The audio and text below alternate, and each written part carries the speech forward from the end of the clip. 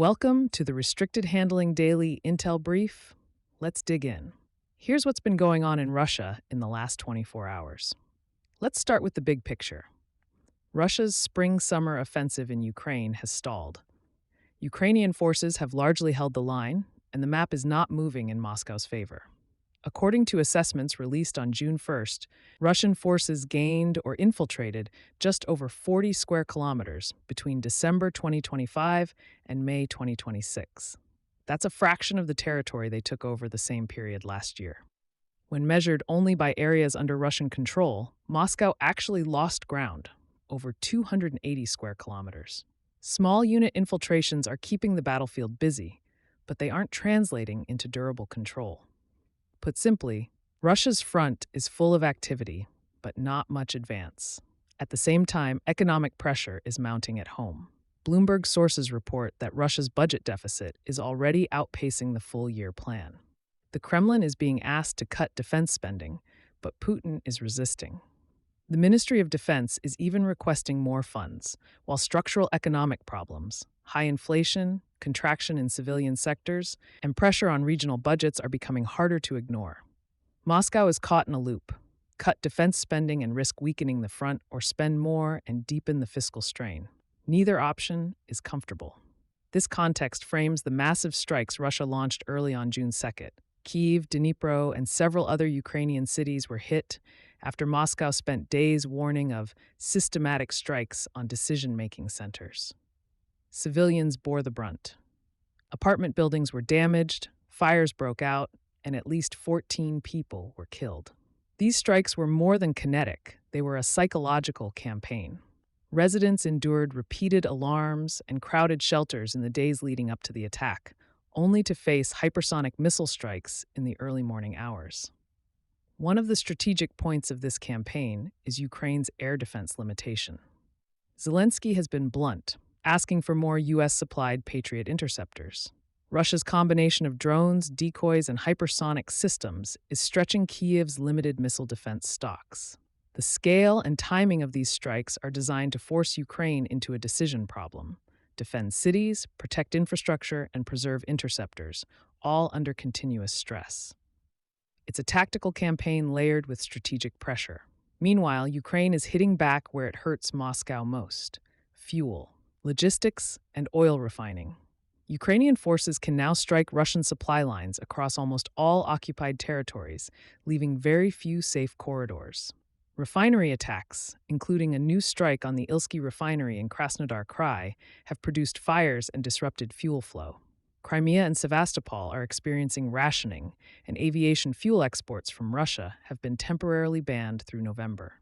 These attacks aren't just tactical, they threaten to undermine Russia's operational tempo and war financing capacity. Europe is also turning up the heat. France, with UK support, intercepted the Russia-linked tanker Tugor in the Atlantic after it departed Murmansk.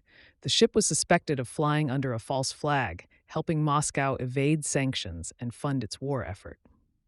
Actions like this show that maritime interdiction, combined with Ukraine's refinery strikes, are increasingly putting tangible pressure on Russian revenue streams. Russia's global military footprint is still a factor. A sanctioned cargo ship, Sparta, delivered equipment to the Khmeimim air base in Syria, marking the first known resupply since the Assad regime fell. This shows Moscow's commitment to maintaining strategic footholds even amid setbacks in Ukraine, keeping Mediterranean access and a platform for operations toward Africa and beyond. Inside occupied Ukraine, Moscow is addressing manpower shortages with coercion. Full-time students in Luhansk and Donetsk are now subject to forced mobilization, leveraging Russian citizenship requirements that tie pensions, healthcare, employment, and mobility to registration with the military. Raids, document checks, and voluntary contract programs continue, drawing men from critical industries and weakening local communities. Domestically, Russia is tightening digital control. Putin ordered that essential online services remain accessible during mobile internet blackouts, covering healthcare, government portals, banking, and major state media. The FSB also reported uncovering foreign spyware targeting high-ranking officials' phones, demonstrating the ongoing emphasis on counterintelligence and regime security. In parallel, the FSB revoked Russian citizenship for 8 individuals from Central Asia deemed national security risks. The strategic spillover risk to NATO is growing. Romanian authorities confirmed that the Geran 2 drone that struck a residential building in Galați on May 28th was of Russian origin. 2 people were injured, and the findings are being shared with NATO and EU partners, highlighting the challenge of Russia's drone campaign crossing borders and creating air defense dilemmas for allies. Ukraine is not standing still on innovation. Startups are fielding autonomous naval drone swarms, remote-controlled vehicles, and reusable fixed-wing bombers to protect Odessa and other critical locations. One Danish firm, Blue Shadow, plans 4 squadrons of 12 vessels armed with missiles and interceptor drones operating off Ukraine's coast. On land, companies like TeleArmy are adapting vehicles for remote operation in frontline areas, while Wingtech's Haba bomber offers 300-kilometer reusable strike capability resistant to jamming. These tools are being integrated via platforms like Brave One Market and Chain, allowing brigades to directly order, test, and provide feedback on new technologies. Thanks for listening and for being part of this community. If you want to support the show, leaving a review or a thoughtful comment helps others discover it. We also share a daily written intel brief on Substack, restrictedhandling.substack.com, where we go deeper on Russia and China, along with broader coverage of Iran, the Middle East, and the DPRK. Wishing you a great day ahead.